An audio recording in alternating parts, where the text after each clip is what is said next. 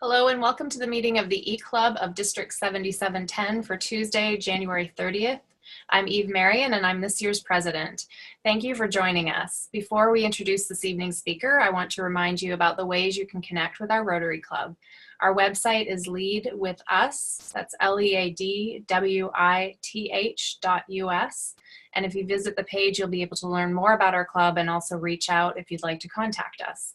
We're also on Facebook if you look for Rotary E-Club of District 7710, and you'll find us on Twitter at Lead With Us and Instagram also under Lead With Us or Lead With Rotary. So please friend or follow us. And now it's absolutely my pleasure to introduce you to Kevin Primus, who's actually our club's founding president. So we're happy to have him back tonight for a talk. Kevin grew up in Pittsburgh, Pennsylvania, where he graduated from Penn Hills Senior High as a valedictorian and a National Merit and National Achievement Scholar.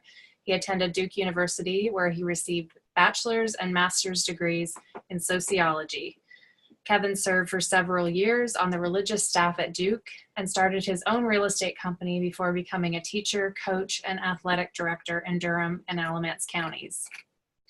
Currently, Kevin is the Director of Corporate Intelligence for the virtual reality company, all caps, based in Los Angeles, and serves as the board chair for the Paideia Academy, a center for teaching and learning, which is launching fall of 2019 in Cavroos County, North Carolina. Kevin is speaking with us this evening about a topic that is near and dear to our heart, his heart and our club's heart, education, and more specifically, building partnerships with university-assisted community schools. So I'll hand it over to you, Kevin. Thank you. Always glad to be with my good friends at the Rotary E-Club of District 7710. We're going to talk about a topic of which I'm not an expert, but I'm an explorer. And so what I'm going to do is invite everyone on this call to explore this topic with us in an interesting way. So we'll get to that in a second. So our topic is building partnerships. And we're talking about this idea of university-assisted community schools. And that before I even turn the first slide, I just want you to think, what do you think that could possibly mean, a university-assisted community school? Just think about that, because that's what our topic is tonight. Before we get started, I wanted to give us some context. There was one of my favorite people that's ever lived. His name was W. Edwards Deming. He went to Japan after World War II and taught Japan how to do quality, and then came back to the United States in the 1980s. He was in Japan after World War II, came to the United States 30 years later, 30 years later, and said, hey, if you want to compete with Japan, this is what you have to do.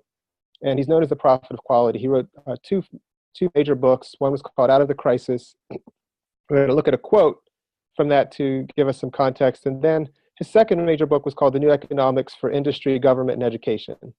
And he said, you know, these principles that we used for producing quality in Japan, quality for Nikon cameras, for Toyota cars and trucks, for Honda, for all these products that are setting the standard around the world, these same principles of creating quality can also be used in service, in government, and in education. So that's a context, but I want to use that background on Deming to look at this quote that he has here. I'm going to have to move my doc to see it. Actually, can someone, Eve, could you read this? I'm pretty sure you have control of the mute button. Can you read this quote for us? Sure. Best efforts are essential. Unfortunately, best efforts, people charging this way and that without guidance of principles can do a lot of damage. Think of the chaos that would come if everyone did his best, not knowing what to do. Now I'm going to do something harsh. I'm going to say, let's think about this in light of education, in light of a local public school and all the parents and all the people that want to help. Deming's going to say that could actually do a lot of damage. Not only is it maybe not going to fix our public education system or optimize our system, but it could actually do damage if everyone is going their own direction, doing their best efforts. And that's kind of a harsh reality, but I believe that Deming is right. The second part of this quote, maybe you can unmute my friend Gene and see if he could read this one for us. I got it. Need for consistency of effort. Suppose that one, everybody knew what to do, and two, everybody did his best. So he said the first problem was that maybe if you're going this way and that and you don't know what to do, that's a problem. Does this solve the problem if everyone knows what to do and then they do their best? And again, in the context of education, think of a local school and everybody wanting to do what's best for the kids. If everyone knew what to do and everyone did their best, does that solve the problem? Trick question. The result, Deming says, is dissipation of knowledge and effort results far from optimum. Gene, could you read this last little thought? There is no substitute for teamwork and good leaders of teams to bring consistency of effort along with knowledge. I agree concurrently. Gene and I have had some discussions about our good friend W. Edwards Deming. So this is our topic again tonight, university-assisted community schools. And we could go to the website, and I could, as a novice, learning about this concept, I could read to you. I could pretend like I came up with this idea and pretend like I was an expert. But I want to do something different. What I'd like to do is to ask this question. How can we best leverage the assistance of higher education in order to provide an optimum public education system? In other words, instead of going to the people who've been working on this for decades, let's just try to figure out how we would do it. We have universities in Durham, North Carolina. We have universities all over the world. If we just broke this concept down very simply into two parts, university assisted, the first part's going to say, hey, we should use the university. The university should assist. And the second part, community schools, well, what do you mean by community? What could this mean? So we're going to reword this and say, how can we best leverage higher education institutions, get them to assist to provide an optimum public education system, begging the question, how are we defining optimum, right? How are we going to define what an optimum system is? And secondly, what I'm going to do is to suggest that we use this one definition that I just came up with, a concept that I borrowed from Howard Gardner, concept of good work. And I'm going to ask us to use this as a definition for what an optimum public education might look like, that people of all backgrounds are increasingly positioned for good work that is excellent, ethical, and engaging. So if we, I guess what I'm submitting is that if our public education system were optimum or optimal, that people of all backgrounds, not certain people, not the kids who did well in school and the people who flunk out, too bad for them, they have to work less than living wage jobs. But how can we have an education system where people of all backgrounds are more and more in a position for doing good work that is excellent, ethical, and engaging? They like their work, it's engaging, it's ethical. They're not selling drugs, they're not exploiting other people. There are values that are allowing other people to also have optimal work and to have good work and work that's excellent. So it's a big idea, good work, but I think it's one that as Rotarians, we should pretty much intuitively be able to embrace. That everyone should be able to do good work. Vocational service is the core of Rotary. And so I think that we should be able to not really wrestle too long with this idea of good work. I think we might agree. So it's an assumption, but I'm going to go with it. And I'm going to just reword this one more time. What are the factors for creating such an optimum system? In other words, if we had to say, look, we can't just go this way and that. We all need to know what to do, but we also need teamwork. We need to create a system so that everyone in our community more and more is able to do good work. What are the factors? What goes into creating such a system? Okay, now, for our discussion, and we're coming to a discussion point, we're going to have 4 rules, okay? And for this game, these are kind of big words, but they're not that complicated. Parsimony basically says that someone who's putting factors together tries to look at the interrelationships among these factors simply. Like, we don't want to have a really complicated model that no one can actually apply.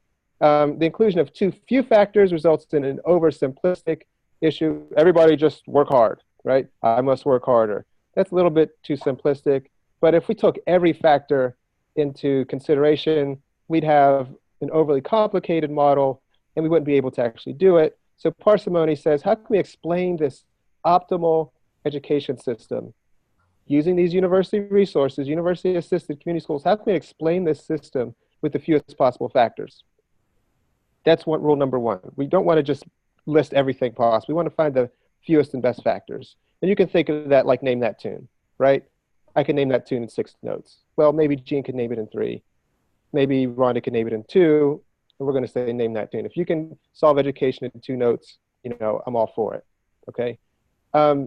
Second idea is dialogic learning, okay? This means that we're going to learn through dialogue. Kevin doesn't have the answers. There are people who have some answers, and we're going to look at them in the end. We're going to compare our answers to theirs.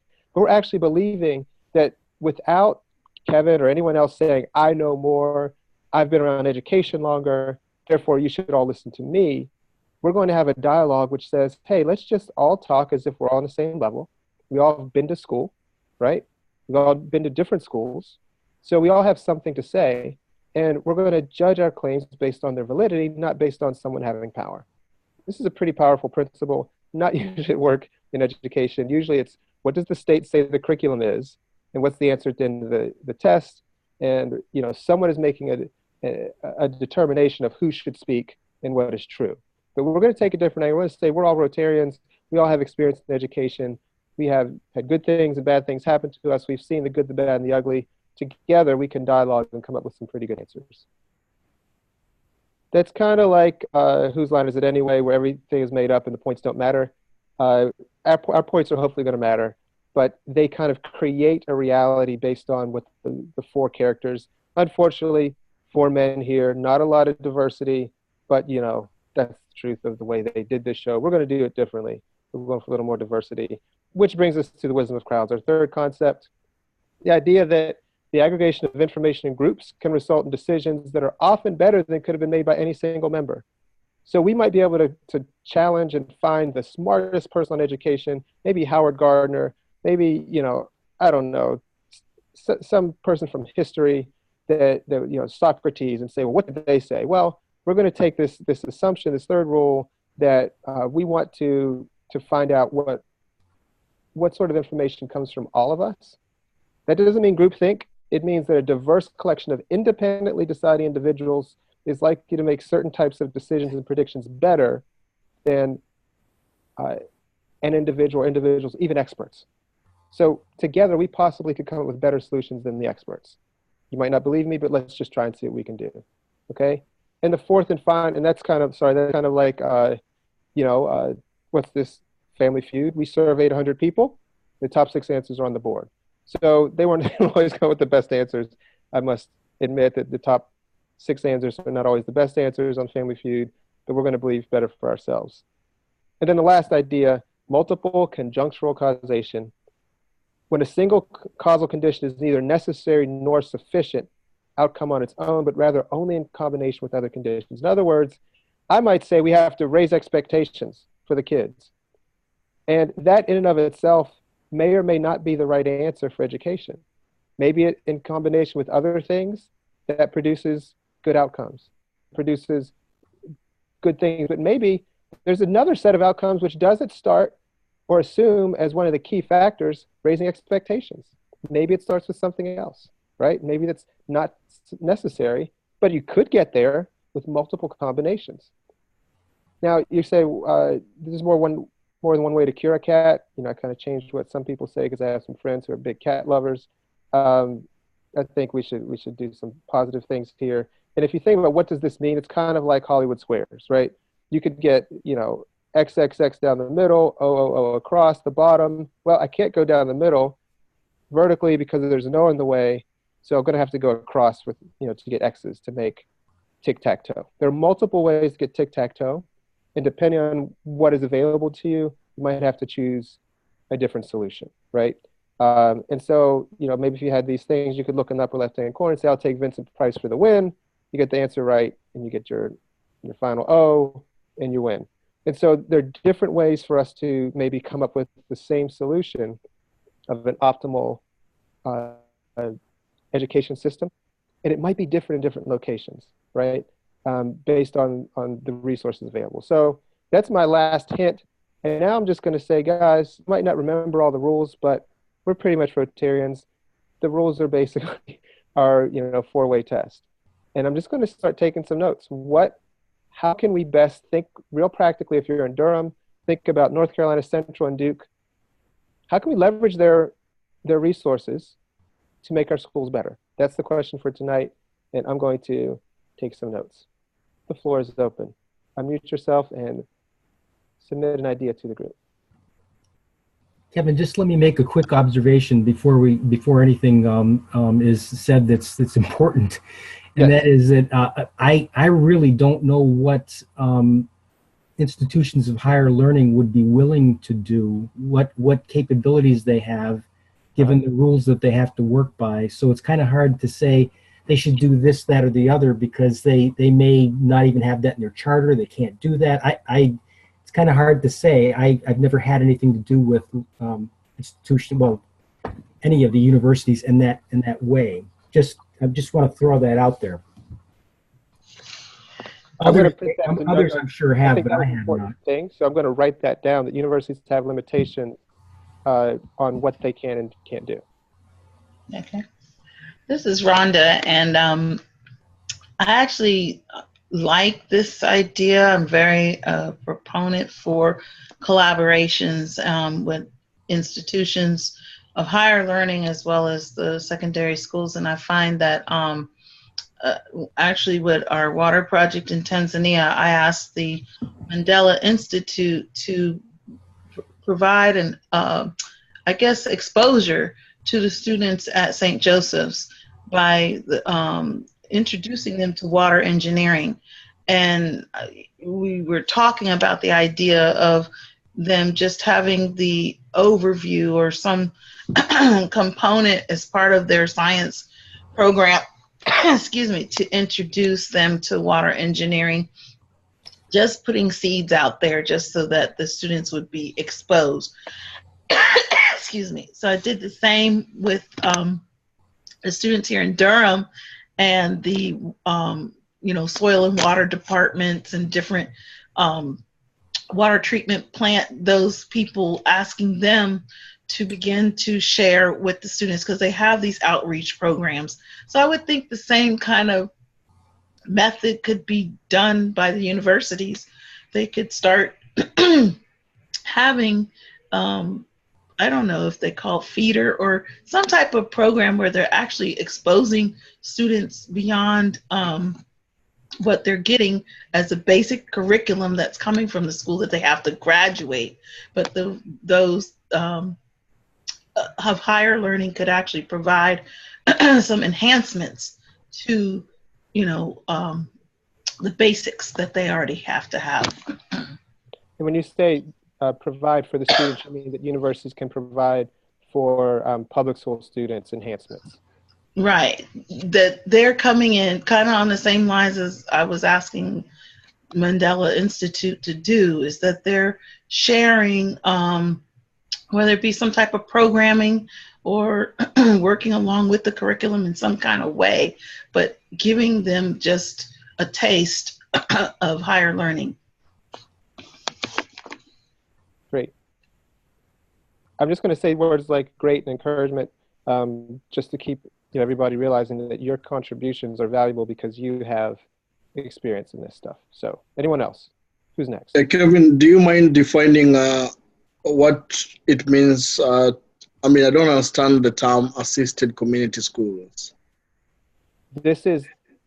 So what we're doing is we're actually not, we're going to define this term. Even though other people have defined it, we're pretending as if we came up with this idea that that's the title, University Assisted Community Schools.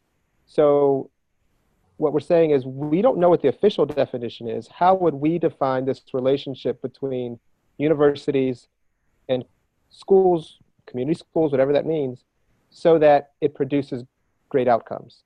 So that is the question, but it's the question that I'm not going to answer because we're actually going to solve that question ourselves just through a discussion of how should universities help public schools. Okay. Hope that wasn't frustrating.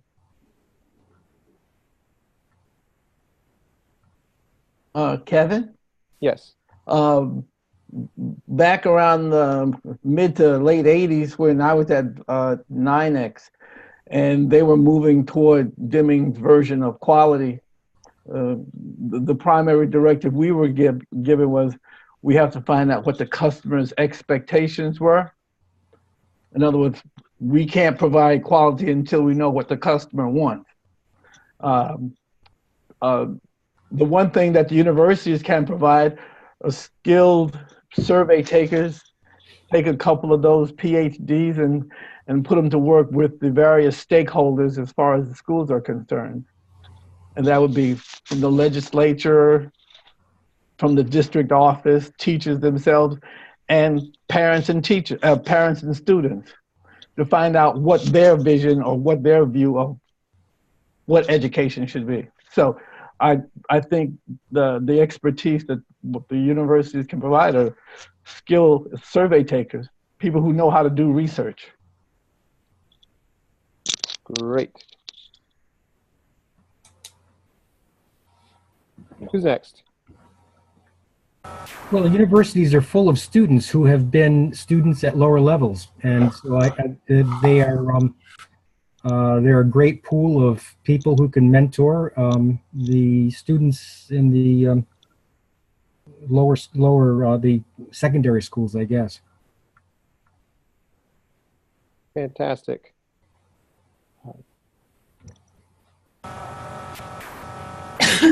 This is Eve. I'll tack on to what Jean was saying as well, and just you know, asking the questions, asking people to ask the questions that matter to them, I think is probably something that we forget to do and think they're obvious questions, but we don't actually give people space to say, hey, if you could solve any problem with education, what would your question be? What would you want to see tackled by a university and in regards to education? I think we make a lot of assumptions sometimes. So Eve, would you say that you would ask the community how they would like the university to be involved? Is that accurate, or am I miss? I think that's part of it. I think also because sometimes even in Durham with Duke and CCU, there is a layer of removal. There's just degrees of separation, and I think community members who maybe haven't gone to university don't really know what happens inside the walls of a university, but maybe think that there are questions that should be tackled inside the walls of a university, and they're wondering why their concerns aren't being met. So I guess just having an open mind and listening, having people kind of be present and engaged within the community. I don't know, that's kind of a long-winded segue from Jean, but so it's not very well articulated right now, but. This is Teresa, and I wanted to add something, if you can hear me. Mm-hmm. First, I want to begin with a caveat that I've worked in Durham, and I also currently work in Wake County Public Schools. So I just want to make it clear that I'm looking through a different lens, but very similar. But I think tagging on to what Jean was saying, also, I think what would be helpful is for the universities to articulate what their expectations are, more than just what the minimum admission requirements are or what the students' rankings are in that sense, but looking at in more concrete ways the type of student other than the top 10% of the class and what skills they expect them to have, and then also take the data from the schools and look at the data with schools to be sure well, to help them to understand what their needs are. Because yes, there's a lot of data that talks about students that are overrepresented in suspensions, but going deeper than that surface. And I think that would be a great step, because then you could start a conversation about what the gap is, what the expectation is versus what the realities are and where things are going wrong. Great. And by the way, folks, if I'm typing your ideas and it doesn't really convey it, feel free to write your own notes to bring back later as we think about these things. Before we go on to the next person, what I just want to do is to take a quick reflection, look at these 1, 2, 3, 4, 5, 6, 7 ideas. And I want us to just look at this and say, if these were the 7 things that we felt were very important, would these be necessary and sufficient, or would they at least be sufficient together, let's say, to really make our schools able to give that good work opportunity to everyone, or increasingly more and more people? So, Rich wasn't intending to make his a point, but I think that's very important, to understand what a university's missions are and what their limitations are. If that's not part of the whole thing, then you're going to have false expectations and you're going to have disappointment if people believe that the university should be doing this. And I think that maybe Duke faces that at different times. People want Duke to do certain things that Duke probably shouldn't or can't do. So just as one, so let's take a minute and just look at these and say, before we do our next one, what else do we need to have? Let's look back at these and say, what else do we need to have to make sure every student who comes through a public school system is going to have the opportunity for good work? I was looking at the administration. Is there something that universities can do to support or if not support, but to increase or just assist the administration of the school? There seems to be, I don't know if it's lack of funding or there just seems that's a constant place that needs most support in the school system. And it could be the teachers and what they need, or the administration, offices of what they need, whether it be from the principal on down, just a school administration. So, Rhonda, when you first said to assist the administration, my mind went to the principals of the school. Yes, that's at first where I was talking, but then I'm like, okay. Teachers seem, there's always need that they have, lots of needs. So somehow I include them too. Okay, great. And I would just ask, Rhonda, I'm not sure whether you mean, and it can go either way or both ways. Administration, does that mean at the school board level or each individual set of administrators in each school? Probably should be top down from the board on down to the school. I think both. Yeah, I think the board's not immune to exactly. needing a little bit of help. Exactly, because again, if they actually had the help, they could support the school better as well. So yeah, okay, thanks. What you Rotarians are good at dialogue. Who's next?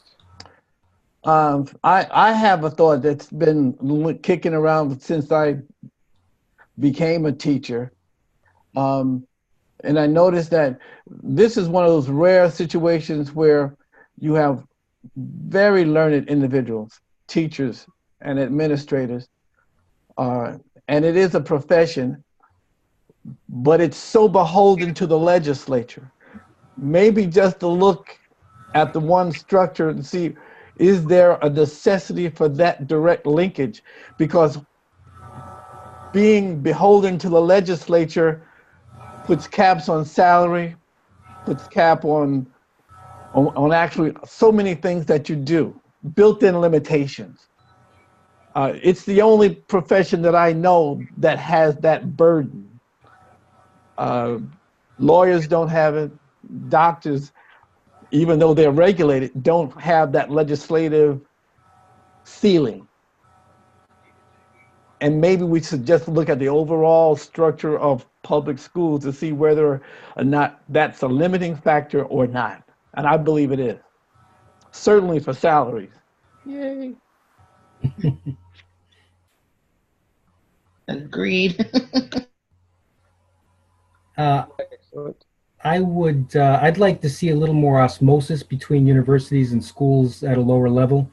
And that is, I know Duke does this, and probably a lot of universities do it, but I think it's great and it could be done more. And that is, the education that the universities provide their students doesn't end when the degree is granted. At Duke, they send out the profs go down to the elementary schools and the middle schools and the high schools, and they watch and they continue working with their grads as they're teaching in the lower schools. And the lower schools, they welcome those opportunities to see just the continuation of the education at the lower level of the recent graduates until they get their feet on the ground. Now, that's something that when I was going through school didn't exist. It may be very common right now, and I think it's really, really welcome on both sides. So, Rich, if I hear you correctly, are you saying that when a graduate, let's say in teacher education, becomes a teacher, that the professors continue to work with those teachers as they begin teaching? Yeah, in fact, they have a teacher house. I think it's called Teacher House, where they are given free room and board in a very nice place, and they continue their educations working among themselves. The recent graduates, they stay there for a year or two, and they're just steeped in everything education related. Not only at work because they're new teachers, but in their own homes. The home that they are living in, they're continuing to work with other students or former students, now graduates and teachers, and the professors themselves. The education doesn't stop when the graduate leaves the university. They continue to get support and help from the universities. And that makes a much better set of teachers because they're not just cut loose and allowed to do their own thing. That's not taking away from the principals and the assistant principals, but they're already comfortable with professors that they know, and they continue to get support. And there's a lot of mixing of information and advice, not only from their immediate administration, but from the university.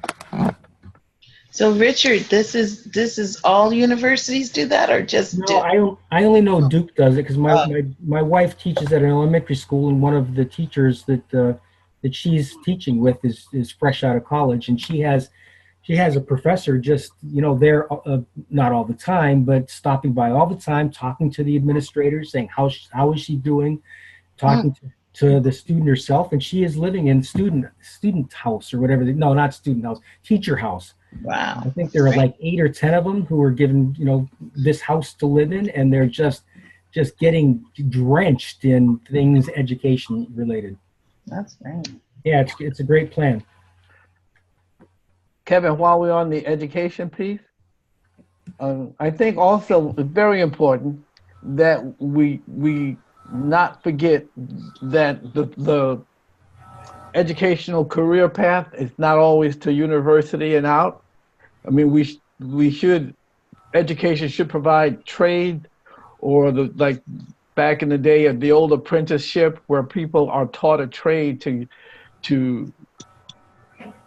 an honorable trade to work at, as opposed to buying the Kool-Aid that if I don't get to college, I'm pretty much dead.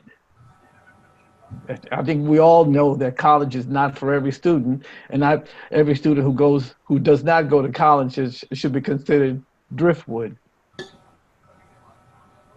So I'm going to say, would you say to restructure public I thought the educational value? career path really, just take another look at the educational career path.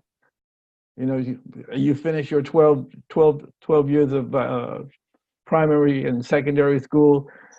Does it necessarily mean that you go to university? Is there some sort of a upper level trade school, something that gives you, the ability to work with your hands, develop a talent, a trade that you could actually help society with? And make a livable wage. Oh, absolutely. Absolutely. Who's next? Eva's starting to look at the clock and she's starting to get concerned about me. It's okay. Has anyone not shared anything? Kathy. Kathy has some thoughts for. Kathy, surely you went to school at some point. You have some memories. Maybe they're not. Yes, actually, I do. And not you just listening to everyone's feedback. I really, my thoughts are more along the lines of the mentorship. I think there's just as Rich had said, there's just so much with osmosis and, going from the university to the secondary or to the, school system and the community schools. There's just so much that they can share with each other. But a lot of what our thoughts are, how can the universities help the schools? But I think there could be ways that the schools help the universities as well. So I think it's kind of a give and take between the two. And I really think when I was in school, I actually was in an early admissions program when I was still in high school. So, and back in the day where I came from, it was something that really, we kind of wrote the program on it and just did it. Where now, today, there are early admissions programs or apprenticeship or training, some sort of a program when students are in secondary education that kind of gets a leg up on universities and, university coursework. And I 100% agree with Jean. Not every person or student is going to college, but they do need that some sort of interest or, into a trade or an apprenticeship where they can find that good work that you were talking about, Kevin, and a lifelong living wage and trying to get a leg up. So I think there could be, kind of long-winded, I think there could be some things that, can start with sparking that interest in students to take classes at a higher level and potentially through the university system. Very good. Eve, is there anyone else you need to pick on? I need help. I think everybody's weighed in. Osborne, do you have anything you want to add, or Teresa? No, I do have one comment.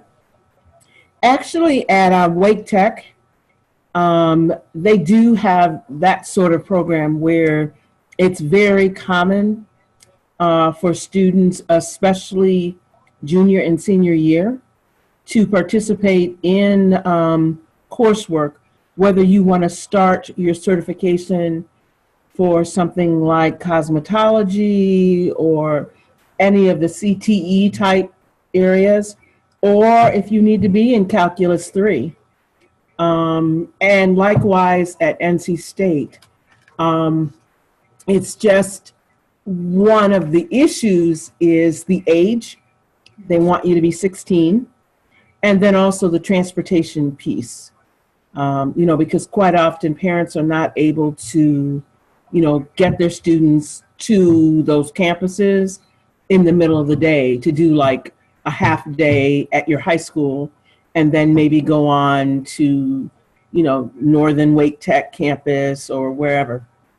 So they do exist. It's just those articulation agreements, like I can't remember who said it at the very beginning, talking about the limitations. That seems to be the sticking point, in my observation, at least. Very good. Osborne, Eve called you out. That wasn't me. I think much has been said. To me, when it comes to my understanding of building partnership, I'm not conversant with the educational system in America apart from UNC system.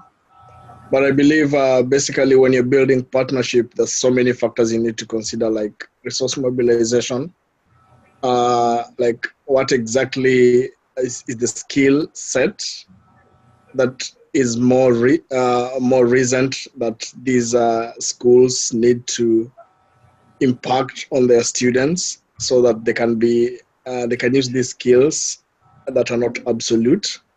So when it comes to partnership, it's just talking with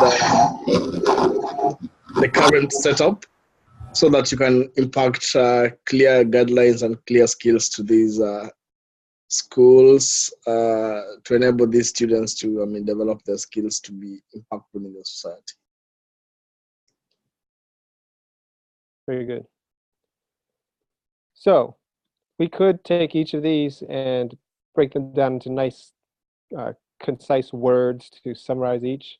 But what we're going to do instead is just keep these, and maybe I'll bat pinch hitter again later. If we need another speaker, we can continue this dialogue, and we can try to look at these ideas and see where's the overlap and how do we make this a little bit more parsimonious. But as we close, I'd want to look at what some of the experts who also really use the wisdom of crowds approach. This is not people getting into a room and saying we're going to improve public education, but this is more over the course of decades, and even going back to John Dewey and others who founded public education in America, continuing to reflect. So actually, they've taken a similar approach, just different people in the room, maybe for a longer time. And this is some of the models that they've come up with. Doesn't really even include some of the university assisted part, doesn't really articulate exactly how universities are to help, but the idea of involving outside of the public school. What are the resources outside? They could come from university, they could come from government services, they could come from nonprofits, but what would it look like to make things more equitable and more effective? And so just quickly over this model, they're saying that the student, the family, the school, and the community, are influential factors. But I look at the core components and supports as similar to the factors that we're looking at. One thing they talk about is needs assessment. And that's something that I think we brought up in a few different ways, right? We talked about, surveying, on both levels, the university helping with surveys and also asking the people in general, asking universities what they can do. And even that last point of, what do you, and again, came up multiple times, what do you need in a student? What do you want in a student? So, the second thing, community partnerships. I think that we definitely touched on aspects of reaching across the community to bring into the schools, coordinated student support, integration within a school, and data tracking. Again, we might not have brought these ideas up and put them in these terms and in these rectangles, but I think a lot of these things are, have been, articulated, even thinking about the idea of supporting the student teachers as they become real teachers, the idea that needs to even be coordinated, not just the new principals show up, but can that be coordinated with the university that student came from?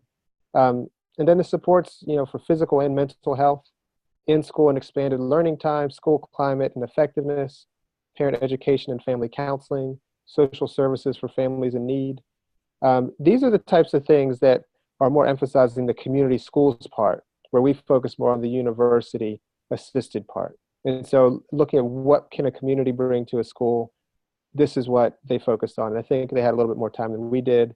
And then we're looking at not just academic outcomes, but also non-academic outcomes, which I think is another thing that we as Rotarians really believe in, that we came up with tonight. And long-term outcomes, not just graduating from high school. I would say not even just post-secondary degree or certification. This kind of discourages me, honestly, if these are the long-term outcomes that we're looking at. I think that, again, as Rotarians, we have an inherent view that vocation is something very important, and it's not just getting a job. As our former governor once said, I don't just want to see how many butts are in seats, but how many butts are getting jobs. I think it goes beyond getting a job. It goes into vocation, career, meaning, and making a decent.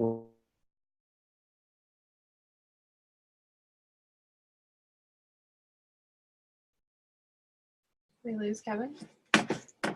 Where did Kevin go? We lost him. Oh no. Well, that's one way to exit. Well, I think that means it's time for the four-way test, and he just didn't really want me to say thank you and appreciate how wonderful a session this was. So thank you, Kevin.